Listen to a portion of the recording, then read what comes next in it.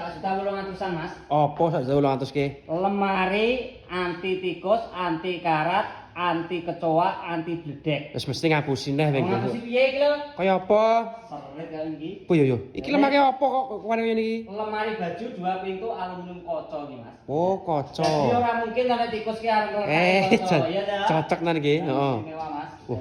Gandungannya wis los ya. Oh, oke. Nah, iki sing sebelah ini dari lipatan baju. Baju lempitan ya. Heeh, iki dadak nglimeki. Lah wingko anu apa Mas? Klontok apa ora wingko stiker kuwi?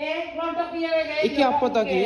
Iki apa? Iki wis kaca Mas iki. Kaca printing to? Heeh, kaca printing. Oh, alah. Berarti gak iso klontok ya? Agak mungkin klontok to. Piye ngana? Pilih sing iki ya oleh Mas. Oh, iso milih motif ya an. Pilih motif, pohon pilih gantungan kabeh oleh, pilih sap-sapan kabeh ya oleh. Regane padha apa Kak? Regane padha 1.800.000 Mas.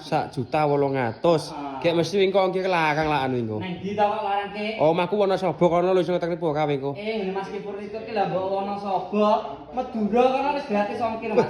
Pokoknya jatim-jatim sik gratis ongkir Mas. Iki tenan apa Kak? Ya tenan to. Bayarnya ya wis COD. Oh, COD. Ya, penak to.